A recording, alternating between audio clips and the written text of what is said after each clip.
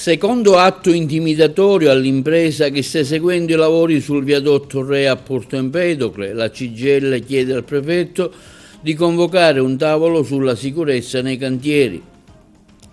Il sindaco Miccichè interviene sulla classifica della qualità della vita che vede la nostra città al 103° posto della classifica nazionale.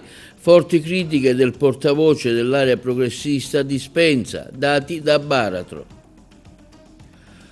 Faraone di Italia Viva: accedere a una visita specialistica a Agrigento è diventato uno sport estremo. Presentati i progetti su Agrigento Capitale d'Arte, vincitori dell'avviso promosso dal Comune di Agrigento per gli eventi di Capitale della Cultura. Anche a Favara una manifestazione in memoria delle vittime della strada che ha visto la partecipazione di tanti studenti. Si svolgerà al Teatro Pirandello il premio Custode dell'Ambiente il prossimo 21 novembre. Si terrà domani presso l'Auditorium Tusa un convegno sul ritrovamento del relitto del piroscafo Lombardi che trasportò i 1000 da Marsala a Quarto. Nuovo turno di Coppa Italia domani, l'Agragas incontrerà a Santa Margherita del Belice la Margheritese, intervista al mister Sebi Catania.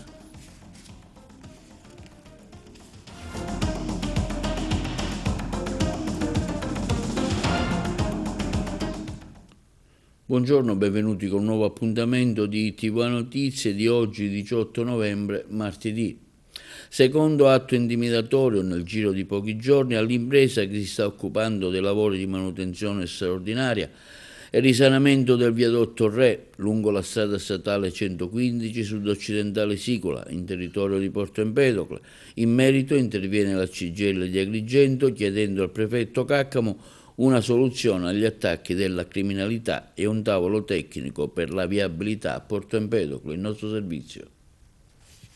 Secondo atto intimidatorio nel giro di pochi giorni all'impresa che si sta occupando dei lavori di manutenzione straordinaria e risanamento del viadotto Re lungo la strada statale 115 sud-occidentale Sicola a Porto Empedocle.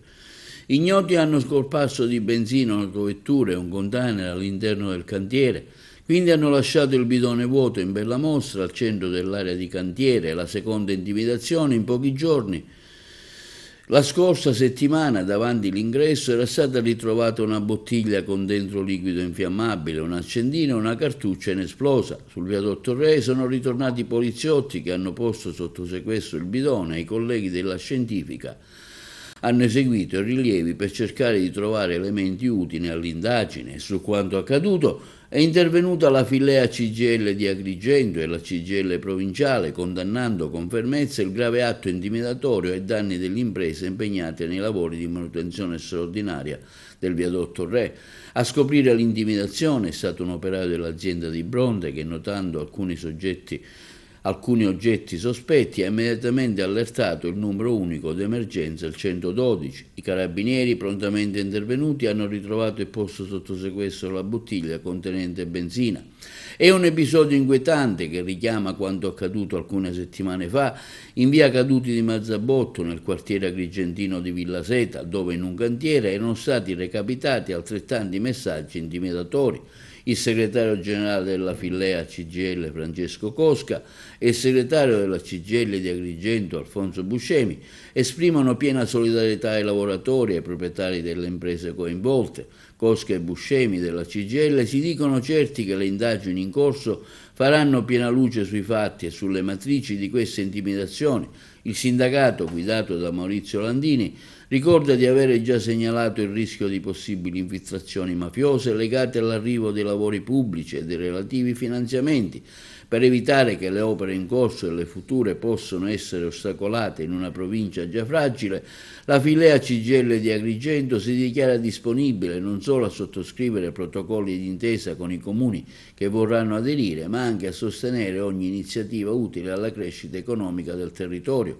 In questa direzione il sindacato propone la costituzione di un tavolo prefettizio dedicato alle opere pubbliche della provincia, spesso considerate appetibili dalla criminalità organizzata. I segretari della Fillea e della CGIL confidano pertanto in un riscontro da parte di Sua Eccellenza il Prefetto di Agrigento, Salvatore Caccamo, che ha già dimostrato una grande sensibilità su questi temi, intervenendo recentemente con un vertice in prefettura per favorire il completamento delle opere in corso e individuare soluzioni di viabilità alternativa, in particolare nel tratto che interessa Porto Empedocle. A Ravanusa arrestato un minorenne per la violenta aggressione dello scorso 12 ottobre e il quinto indagato individuato dai carabinieri. I carabinieri della stazione di Ravanusa hanno dato esecuzione a un'ordinanza applicativa di misura cautelare nei confronti di un 17enne del posto ritenuto gravemente indiziato del reato di lesioni personali aggravate commesse in concorso con altri soggetti maggiorenni. Il provvedimento è stato emesso dal Tribunale per i minorenni di Palermo su conforme richiesta della locale Procura della Repubblica. L'indagine trae origine dai fatti dello scorso 12 ottobre che si sono verificati all'interno della villetta comunale di Ravanusa, dove un uomo di 50 anni era stato violentemente aggredito senza apparente motivo da un gruppo di giovani del posto. Durante l'episodio era anche rimasto coinvolto un altro cittadino intervenuto nel tentativo di sedare la situazione. Le attività investigative coordinate dalla Procura della Repubblica di Agrigento e condotte dalla stazione dei Carabinieri di Ravanusa hanno così permesso di ricostruire compiutamente la dinamica dell'aggressione grazie alle testimonianze raccolte, alla visione dei filmati della videosorveglianza del comune, che hanno documentato i numerosi calci e pugni sferrati contro la vittima, anche mediante l'utilizzo di un tirapugni. Il quadro indiziario emerso si pone in naturale continuità con quello già raccolto nell'ambito della parallela attività di indagine svolta dalla compagnia Carabinieri di Licata, che aveva portato all'alba del 7 novembre all'arresto di 4 maggiorenni per gli stessi fatti. L'arrestato è stato portato presso l'Istituto Penale per i minorenni di Palermo, dove rimarrà a disposizione dell'autorità giudiziaria. Il magistrato di sorveglianza di Agrigento ha disposto la detenzione domiciliare per Clemente Marco Davide, condannato nell'ambito del processo scaturito dalla maxi operazione denominata Kerkent, condotta dalla DDA, che ha sgominato un presunto traffico di droga ed estorsioni che sarebbero state messe in piedi dal presunto boss agrigentino Antonio Massimino, in ragione dell'avvenuta espiazione della quota di pena riferibile al reato ostativo, su istanza presentata per il tramite dal difensore di fiducia, avvocato Salvatore Butera, l'ufficio di sorveglianza, sussistendone tutti i presupposti di legge, ha concesso il beneficio dell'espiazione della pena residua presso il proprio domicilio, ove si recherà nell'immediato, lasciando definitivamente il carcere. E il sindaco di Agrigento, Francesco Miccichè, interviene a fronte di quanto emerso su Agrigento e la provincia dall'ultimo report di Italia Oggi sulla qualità della vita in Italia, che vede la nostra città posizionarsi al 103° posto, ma non mancano le critiche come quelle fatte da Onofrio Dispenza, rappresentante dell'area progressista di Agrigento, città del Baratro. Il sindaco di Agrigento, Francesco Miccichè, interviene oggi a fronte di quanto emerso su Agrigento e la provincia dall'ultimo report di Italia Oggi sulla qualità della vita, che vede la nostra città posizionarsi al 103° posto, e afferma: abbiamo esaminato con attenzione la classifica e accogliamo con spirito costruttivo. Si tratta di uno strumento utile per individuare i punti di forza e i margini di miglioramento, pur sapendo che un semplice dato numerico non può rappresentare appieno la realtà di città complesse come la nostra. Agrigento, continua il sindaco, sta vivendo un anno straordinario. Essere capitale italiana della cultura 2025 significa avere un calendario ricchissimo di eventi, spettacoli, iniziative diffuse, progetti che stanno trasformando il nostro territorio. I teatri attivi, la programmazione culturale, continua il primo cittadino, il lavoro del parco archeologico e la vitalità delle tante realtà associative testimoniano un fermento che non è episodico, ma parte di un percorso che ormai è sotto gli occhi di tutti. Questo però non cancella le criticità, afferma Miccichè. Sappiamo perfettamente che esistono ambiti in cui dobbiamo correre di più, le infrastrutture, i servizi, le opportunità per i giovani e per chi cerca lavoro. Sono sfide sulle quali l'amministrazione comunale è impegnata e continuerà a investire con decisione. I risultati dell'indagine rappresentano quindi per noi un'indicazione, non un'etichetta. Credo profondamente, continua Miccichè, nella capacità di questa comunità di guardare avanti. La qualità della vita non dipende solo dalle statistiche, ma dal modo in cui la città reagisce, si impegna e afferma la propria identità. E Agrigento oggi sta dimostrando di avere energia, determinazione e visione. Il nostro compito è continuare a fare la nostra parte. Il contributo di tutti, istituzioni, cittadini, operatori economici, associazioni, è fondamentale per costruire l'Agrigento che meritiamo. E sui dati della classifica della qualità della vita ad Agrigento interviene oggi il portavoce dell'area progressista Onofrio Dispenza affermando: non è un caso che questo accada quando sono resi noti i risultati di un'autorevole indagine guidata da un giornale economico come Italia Oggi e col supporto autorevole di un centro di ricerca come l'Università La Sapienza e l'Italian Communication. Sono dati devastanti, afferma Dispenza, che proprio in questo 2025, che avrebbe potuto essere l'anno del riscatto, vedono la nostra città in profonda sofferenza in settori vitali, lavoro, reddito e turismo. Dati da baratro, aggiunge il portavoce dell'area progressista, che non risparmiano la città in alcun elemento della ricerca. Traducendo i dati dello studio, si può sintetizzare che ad Agrigento si vive più male di prima. Ad Agrigento non c'è lavoro per i giovani che vorrebbero restare o tornare. Agrigento è più povera. Ad Agrigento non si ha il diritto alla salute e alla cura che la città, e questo è uno schiaffo, in questo 2025 riesce a perdere posizioni pure alla voce turismo. Il fallimento è certificato, chiude la nota Onofrio Dispenza. Resta un danno incalcolabile che chiederà soluzioni straordinarie. Determinanti saranno il giudizio e la volontà degli agrigentini. Non perdano l'occasione di farsi sentire. Ad Agrigento nel 2025 accedere a una visita specialistica è diventato uno sport estremo, altro che abbattimento delle liste d'attesa. Qui si abbattono solo le illusioni. Ad affermarlo è Davide Faraone, vicepresidente di Italia Viva. I dati ufficiali pubblicati dall'ASP di Agrigento fanno impressione, tempi che non hanno nulla a che vedere con gli standard del piano nazionale delle liste d'attesa, ma la parte più clamorosa, afferma Faraone, l'abbiamo scoperta noi contattando il CUP come semplici utenti, fino a 7 mesi per una colonoscopia o una TAC cardiaca, 6 mesi per una risonanza magnetica, tra 4 e 5 mesi per una visita endocrinologica e allergologa. La normativa dovrebbe impedire tutto questo, invece la cabina di regia regionale non pubblica una relazione dal 2023. Le liste d'attesa, quelle vere, sono lasciate alla deriva. Schifani aveva promesso un cambio di passo, il passo c'è stato, ma all'indietro. È una scelta politica, conclude Faraone, lasciare che il pubblico si consumi per spingere i cittadini a pagare gli esami. E nel foyer del Teatro Montalbano al Pirandello si è svolta la conferenza stampa di presentazione di Agrigento Capitale d'Arte, la rassegna dei progetti culturali vincitori dell'avviso promosso dal Comune nell'ambito di Agrigento Capitale Italiana della Cultura 2025, volti alla valorizzazione del patrimonio culturale della città e del territorio agrigentino.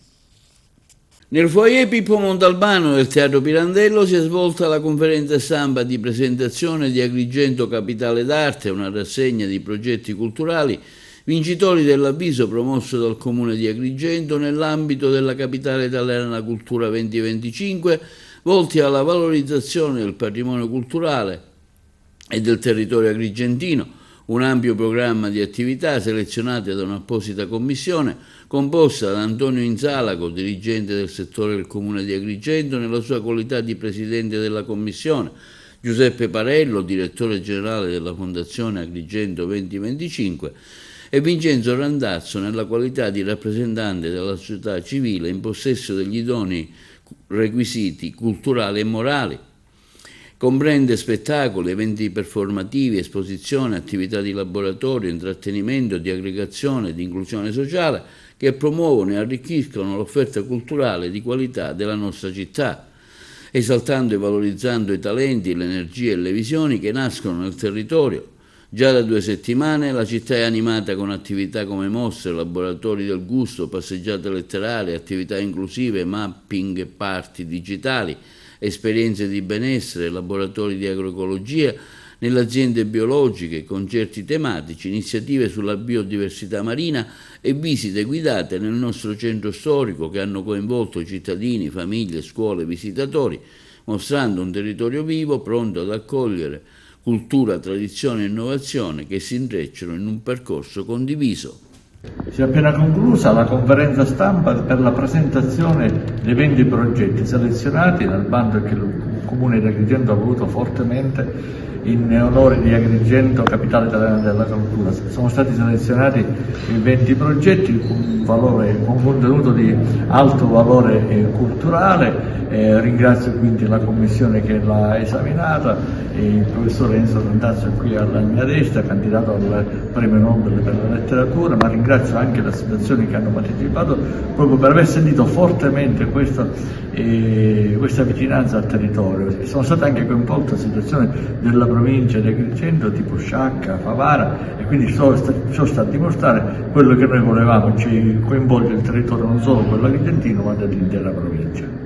Sì, grande soddisfazione perché la conferenza stampa non è stata solo di taglio giornalistico, ma ha visto la partecipazione proprio con tutto il cuore, con tutta l'enfasi delle associazioni che hanno voluto spiegare brevemente il progetto. Veramente Agrigento fa un finale a capitale della cultura scoppiettante, pieno di cultura, pieno di effervescenza, mostra proprio l'indole del nostro territorio, e di questo, per il lavoro fatto in appena un mese di delega, diciamo, al turismo e agli spettacoli, mi ritengo altamente soddisfatto.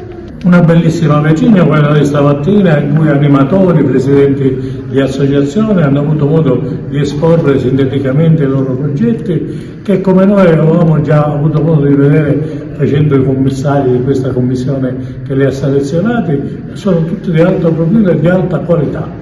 Ma mi ha colpito moltissimo la passione e l'entusiasmo di chi ha fatto questi progetti e di chi li sta portando avanti, anticipando persino le somme, perché questo lo prevede la legge, ma dando di sé il meglio che possono esprimere. Sono sicuro che da questa esperienza ne esce rafforzata l'immagine di Agrigento, capitale della cultura, ed è una conclusione popolare, partecipata, vivace di tutta la provincia con cui si chiude la manifestazione. Un sit-in presso la prefettura di Agrigento si terrà domani 19 novembre alle ore 9:30.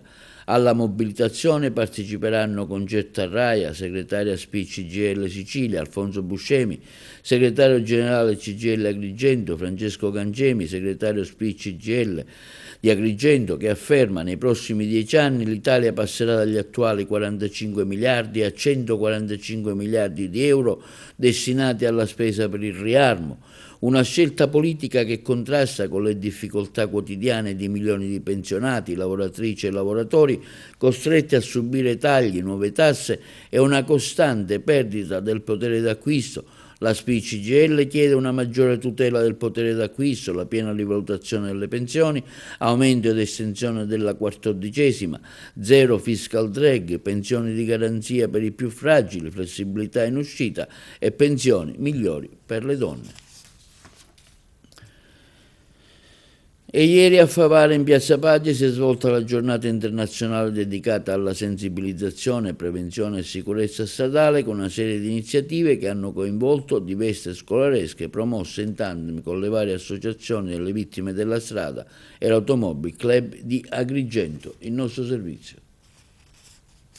Lunedì a Favara, in Piazza della Pace, si è svolta la giornata dedicata alla sensibilizzazione, prevenzione e sicurezza stradale, con una serie di iniziative che hanno coinvolto diverse scolaresche promosse in tandem con le associazioni e l'Automobile Club di Agrigento.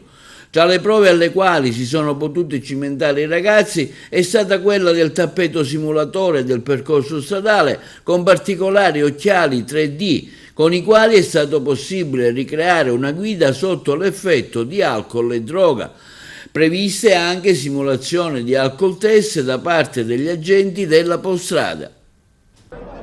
Qual è il senso, il significato di questa giornata?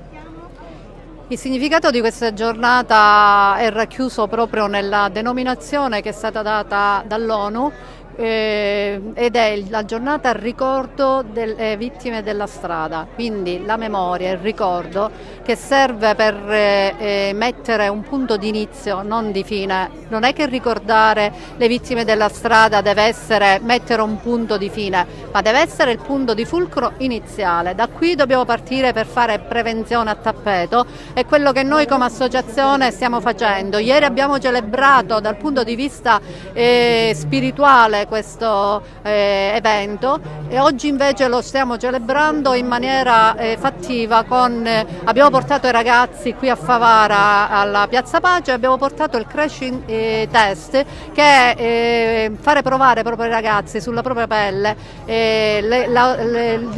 l'impatto, le conseguenze che possono avere se trasgredendo le regole del codice della strada causano degli incidenti stradali. Quindi questa giornata, la seconda giornata, la stiamo dedicando alla prevenzione e sicurezza.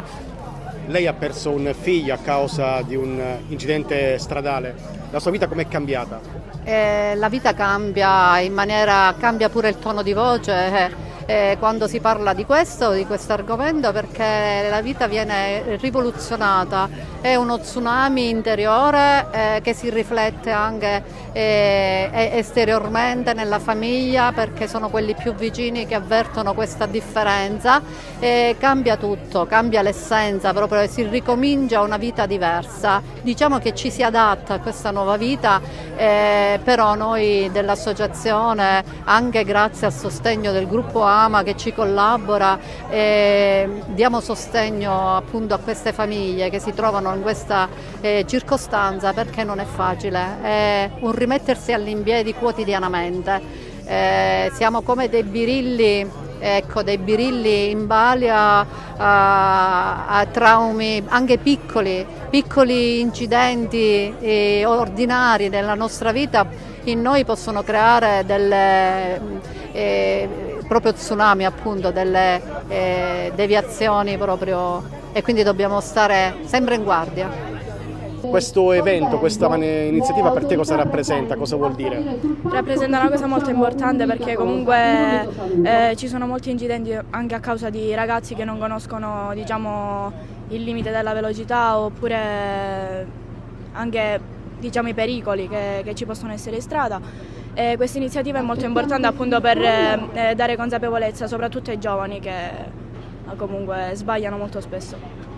Per me questa iniziativa è molto importante, perché molti ragazzi della nostra età che si imparano a guidare, si mettono su strada per la prima volta, devono essere consapevoli dei rischi e prevenire ogni possibile incidente. Per te essere qui questa mattina cosa rappresenta? Qual è il messaggio che intendi lanciare ai tuoi coetanei? Sì, oggi essere qui è una giornata molto importante, perché siamo nella fascia d'età in cui possiamo fare più sbagli e sbagliamo più facilmente. Voglio ricordare a tutti che mettersi nella strada quando si è bevuto è una cosa proprio ridicola, perché ci sono molte scelte, si potesse fare anche se qualcuno beve, non guida, e lasciare la strada libera, perché equivale per la nostra protezione e per la protezione della gente.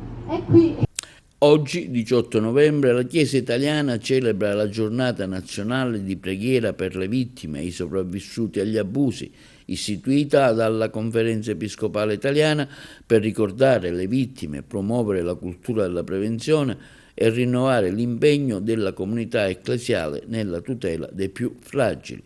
La video intervista a Francesco Guarneri, referente diocesano del servizio tutela minori. Questa giornata, ma anche il periodo successivo, vuole essere un momento di sensibilizzazione su questo tema, ma anche di promozione del rispetto come condizione delle belle relazioni, sia all'interno della Chiesa sia nella società civile. Per questo motivo si organizzeranno momenti di preghiera, ma anche incontri. Ignoti malviventi si sono introdotti all'interno del supermercato MD che si trova lungo strada statale 115 a Realmonte. Hanno forzato un ingresso secondario, una volta dentro hanno dato corso al loro piano. 2 le casseforti che sono state forzate, dalle quali sono riusciti a rubare il denaro che vi era contenuto, cioè l'incasso degli ultimi giorni. Bottino che è ancora in via di quantificazione, ma da una prima stima dovrebbe aggirarsi intorno ai 22.000 euro. I ladri hanno preso altro e si sono velocemente allontanati, così come erano arrivati. Il furto è stato scoperto il giorno dopo dal responsabile del supermercato che ha chiamato il 112. Sul posto sono arrivati i carabinieri della stazione di Realmonte che hanno informato l'autorità giudiziaria e hanno avviato le indagini. La foto che vedete è di Sicilia Target. Non soltanto Agrigento, ma anche Canicattì, banconote false da 20 euro soprattutto, ma anche tagli da 50, circolano nella città di Ulluva, Italia. Numerosi commercianti stanno correndo ai ripari acquistando il rilevatore dei soldi falsi. Un esercente a fine giornata si è ritrovato in cassa più pezzi da 20 euro fasulli. Ad accertarlo è stata la cassa continua della banca dove l'uomo si era recato a versare l'incasso del fine settimana.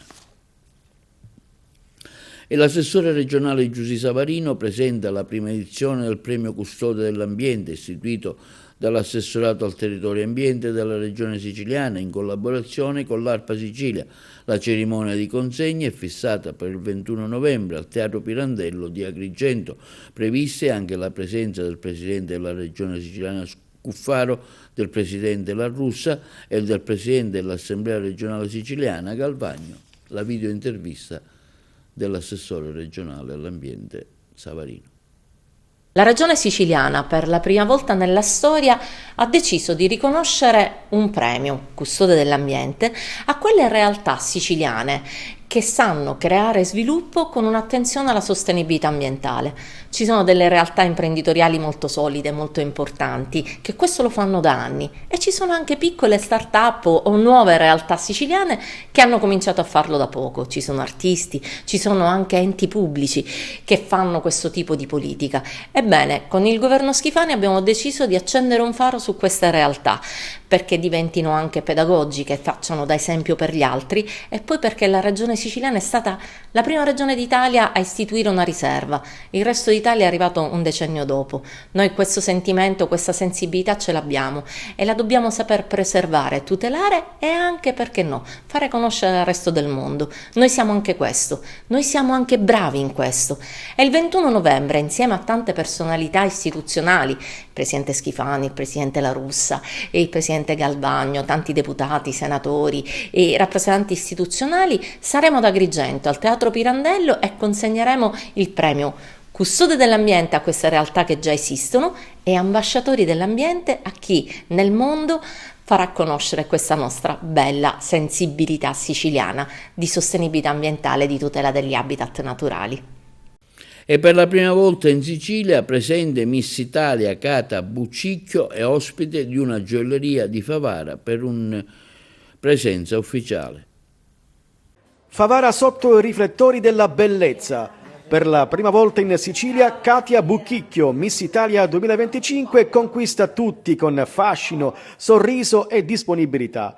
La prima reginetta dalla Basilicata a vincere il titolo nazionale ha scelto di incontrare i suoi fan in una gioielleria del centro, posando per selfie e condividendo momenti di allegria. Tra sorrisi e applausi, Katia ha indossato con orgoglio la corona e la fascia di Miss Italia 2025, simbolo di un sogno realizzato. Favara ha avuto l'onore di accogliere una reginetta che conquista non solo per la bellezza, ma soprattutto per il cuore. Allora, è la mia primissima volta in Sicilia, quindi ero contentissima di venire ed è una terra meravigliosa. Anche questa gioielleria alle mie spalle, Crescenzo, è davvero una gioielleria meravigliosa, quindi spero di tornare presto. Sicuramente tornerò, ci vediamo sicuramente quest'estate alle selezioni di Miss Italia Sicilia, quindi invito anche le ragazze siciliane ad iscriversi al concorso di Miss Italia perché ci vedremo, ed è una terra meravigliosa, è come se mi sentissi a casa, anche l'accoglienza è stata davvero perfetta. Sicuramente continuerò i miei studi, quelli rimangono la mia priorità. Sono iscritta alla facoltà di odontoiatria e protesi dentaria a Roma, La Sapienza, e quello rimane il mio obiettivo nella vita. Spero di laurearmi e magari aprirmi uno studio dentistico. Ovviamente però questa fascia ho mescolato un po' tutte le carte e spero di poter cogliere il meglio da questa vittoria. So che Miss Italia apre tante porte e spero di poter cogliere davvero il meglio da questa esperienza. Spero in futuro di lavorare nel mondo televisivo, anche grazie a Miss Italia ho capito che è un mondo che sento particolarmente mio, quindi lavorerò anche per questo, studierò recitazione, farò corsi di dizione soprattutto e spero che tutto vada sempre per il meglio. Il mio obiettivo nella vita è quello di realizzarmi e il titolo di Miss Italia è arrivato a 18 anni, è sicuramente un motivo per sentirmi realizzata, quindi sono molto contenta e orgogliosa. Linea alla regia per la pubblicità.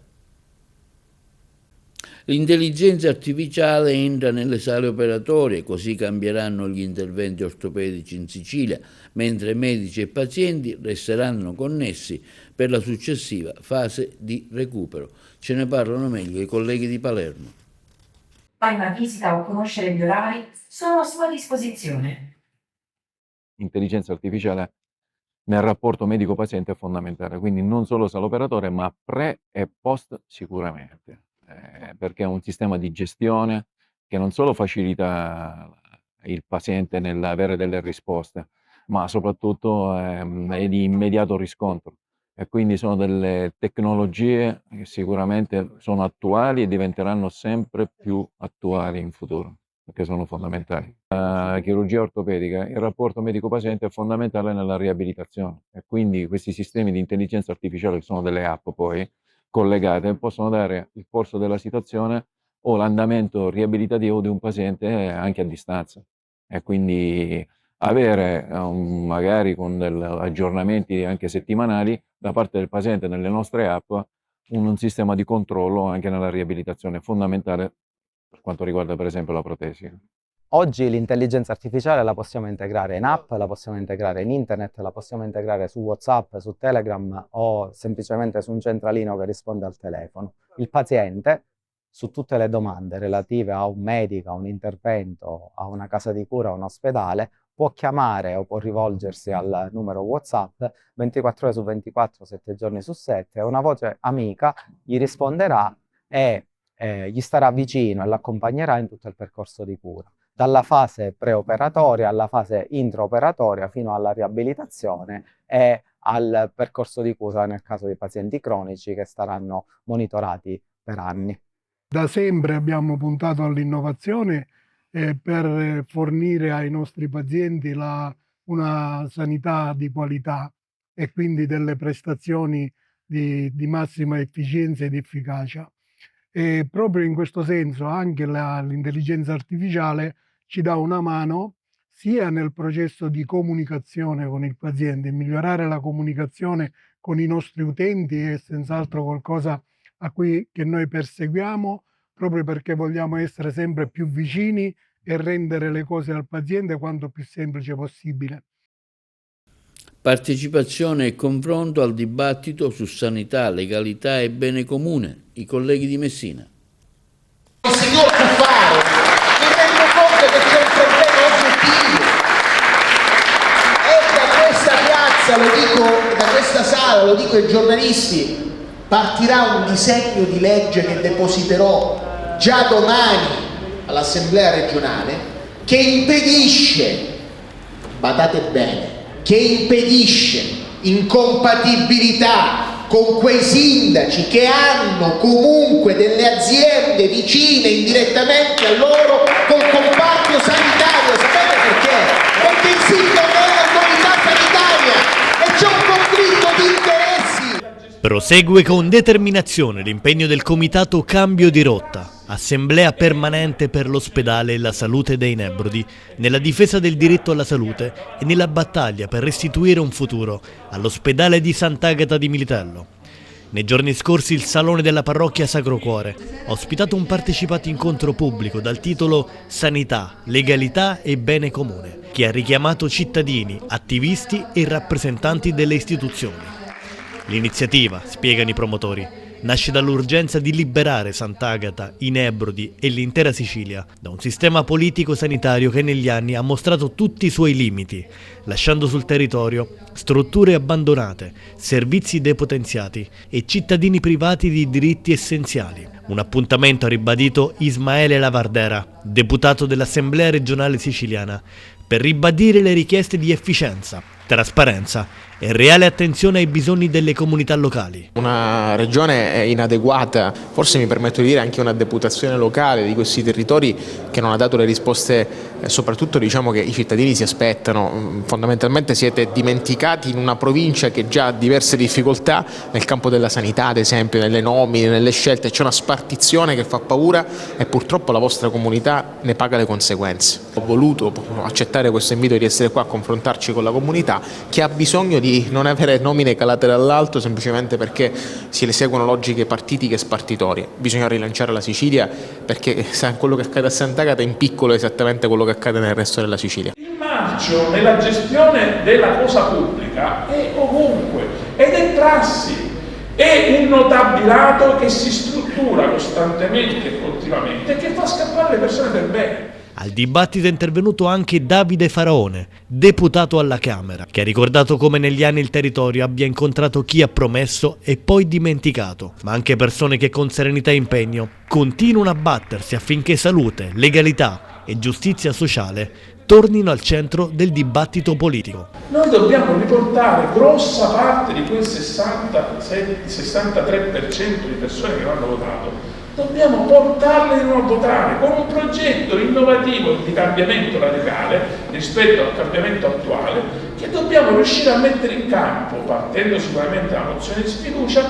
ma a prescindere da come andrà la mozione di sfiducia che andrà male, quindi non mi aspetto che ci sia nessuno della maggioranza che venga a votare la mozione di sfiducia dell'opposizione e quindi è chiaro che il segnale andava dato, ma non aspettatevi che andranno via. Pietro Bartolo, medico ed ex europarlamentare, ha espresso gratitudine per l'accoglienza e ha sottolineato la gravità della situazione sanitaria dei Nebrodi. È stato davvero interessante parlare ai tanti cittadini presenti, delusi da una politica che anche qui ha abbandonato al suo destino un territorio bellissimo, mortificando sanità, infrastrutture, futuro. Aver condiviso questa esperienza con compagni di viaggio che condividono una visione unitaria e chiara per il futuro della Sicilia mi ha dato ancora una volta la conferma che, con le persone giuste, questa magnifica terra può essere ancora salvata. C'è una Sicilia sana, coraggiosa e ancora viva, ha concluso Bartolo, che merita non solo rispetto, ma la certezza di un futuro migliore fatto di diritti, di crescita, di rinnovamento. Parole accolte con grande partecipazione dei presenti, che hanno ribadito la volontà di continuare a mobilitarsi per salvaguardare e rilanciare l'ospedale di Sant'Agata e l'intero sistema sanitario dei Nebrodi. L'incontro si è concluso con l'invito del comitato a proseguire nel percorso di confronto e pressione civica. La strada, spiegano, è ancora lunga, ma la partecipazione crescente dimostra che la comunità non intende arrendersi. In virtù di quello che sta succedendo in Sicilia sulla sanità, penso che sia arrivato il momento veramente di dare una scossa a questo tema che è sulla pelle di tutti noi. Ecco, quindi questo è il momento giusto, questo è il momento di iniziare un percorso diverso. Si parla oggi non solo di sanità ma anche di altre tematiche? Si parla di sanità, si parla di legalità, diciamo che un po' tutto è legato ad un unico filo, perché se non c'è legalità non c'è democrazia, se non c'è democrazia non c'è sanità, quindi diciamo è un filo che unisce un po' tutto questo discorso, per cui anche oggi la visita di Ismaele che si occupa principalmente di legalità, perché appunto è fondamentale, è alla base di questa tematica che comunque riguarda anche la sanità. Domani mercoledì 19 novembre alle ore 16 presso l'Auditorium Tusa di Villa Genuardi ad Agrigento avrà luogo un convegno sul ritrovamento del relitto del piroscafo lombardo che trasportò i 1000 da Quarto a Marsala nel 1860 e sulle vicende storiche che caratterizzarono l'azione dei 1000. Dopo i saluti istituzionali del sovrintendente ai beni culturali e ambientali di Agrigento, Vincenzo Rinaldi, i lavori saranno introdotti da Antonino Mangiacavallo, già sottosegretario di Stato, che anticiperà e illustrerà i contenuti di 2 interventi previsti. Il primo riguarderà per l'appunto il ritrovamento del relitto del piroscafo lombardo da parte di Mimmo Macaluso e della sua equipe di subacquei, che descriverà con documenti e immagini la storia di uno dei 2 piroscafi con i quali Garibaldi sbarcò a Marsala il 10 maggio del 1860. Vediamo ora un ampio servizio curato dal collega Carmelo Lentini sulla partita di Coppa Italia e un aggiornamento sulla terza categoria. Dopo la squillante vittoria ottenuta con lo Scicli, l'Acregas del presidente Laporta sarà impegnato in Coppa Italia per il ritorno a campi invertiti contro la Margheritese. Il risultato della sedetta della gara d'andata è stato 1-0 in favore dell'Acregas, con rete della vittoria segnata da Ten Lopez. Per accedere alla fase successiva, alla compagine biancazzurra, basterebbe anche un semplice pari, anche con reti. La gara verrà diretta da Giuseppe Mauro Cannata di Agrigento con assistenti Lorenzo Poma e Martina Iannazzo di Trapani. Si giocherà a Santa Margherita Bedice, allo stadio comunale Margherita di Savoia in terra battuta. Ricordiamo che l'Acregas domenica prossima, 23 novembre, sarà impegnata in campionato a Santa Croce Camerina contro la Locale Soccer, attuale terza forza del campionato, e si trova alle spalle del Priolo. E scendiamo di categoria. Si è giocata la quarta giornata del campionato di terza categoria di Agrigento, sempre più combattuto ed equilibrato. Non sono certo mancate le sorprese che modificano la classifica generale e che vede ora in vetta 2 squadre a pari punti, Atletico Agrigento e Real Favara. Scende di posizione lo Sporting Agrigento dopo un inizio sfavillante di torneo, che adesso occupa la seconda poltrona assieme a Canicattì e Camastra, tutti con lo stesso punteggio, vale a dire 6 punti. L'Atletico Agrigento del presidente Michele Fodale deve sudare le proverbiali 7 camicie per superare un ordinato e battagliero Burgio.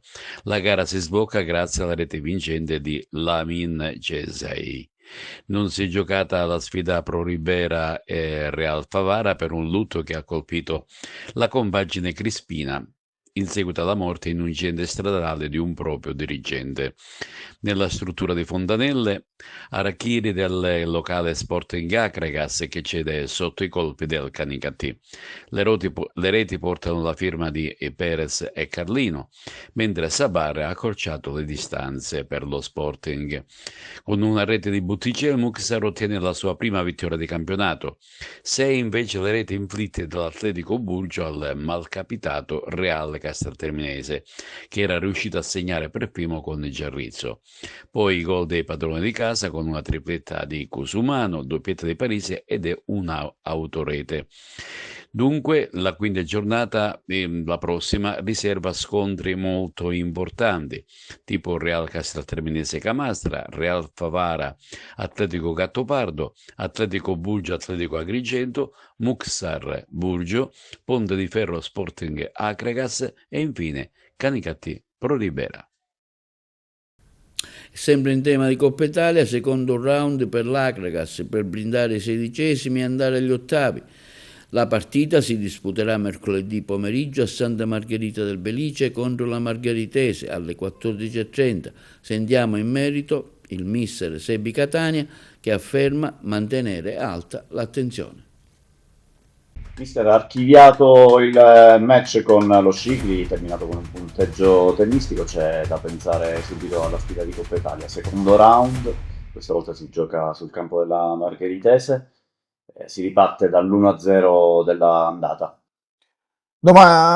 Mercoledì sarà una battaglia. È una battaglia perché andiamo a giocare in un campo in terra battuta. Sappiamo la Margheritese che in casa è una squadra temibilissima, come già ha dimostrato pure Raffadali all'andata, per cui dobbiamo dimenticare in fretta, anche se l'abbiamo già fatto, la partita di ieri. Mercoledì un'altra partita, un'altra storia. Ci vuole l'Agrigas migliore, una squadra che deve combattere pallone su pallone se vogliamo continuare il percorso in Coppa Italia. Come sta la squadra? Guarda, la squadra sta bene, prende consapevolezza giorno dopo giorno, non mi posso lamentare di questi ragazzi, stanno facendo un ottimo lavoro, per cui siamo sereni, però è anche vero che ogni partita fa storia a sé, ogni partita è, tra virgolette, una guerra calcistica e noi dobbiamo, come dico sempre, ci dobbiamo far trovare pronti. Per farci trovare pronti è chiaro che mentalmente dobbiamo essere sempre al 100%.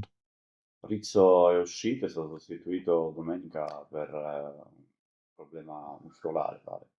Ora vediamo le condizioni, valuteremo lui, vediamo se ha recuperato Scribani che era febbricitante, vediamo un po' alla ripresa degli allenamenti, vediamo come stanno i ragazzi. L'unica grande consapevolezza è che è un gruppo di ragazzi che può giocare chiunque dal primo minuto e sicuramente dobbiamo sempre pensare a quelli che ci sono perché si faranno trovare pronti e perché non faranno mai rimpiangere quelli che non ci saranno. E questo è tutto per l'edizione odierna di TV Notizie. Vi ricordiamo che i nostri programmi si possono vedere in tutta Italia sul canale 268 del digitale terrestre, per canale Smart TV, in streaming sul sito www.televideoagrigento.tv e il telegiornale sul canale 93 di Via Sicilia alle 15 alle 20 e replica la mattina alle 9. I nostri servizi si possono visionare sul canale YouTube di TVA Televideo Agrigento. E questo è tutto per oggi e vi auguriamo una buona serata.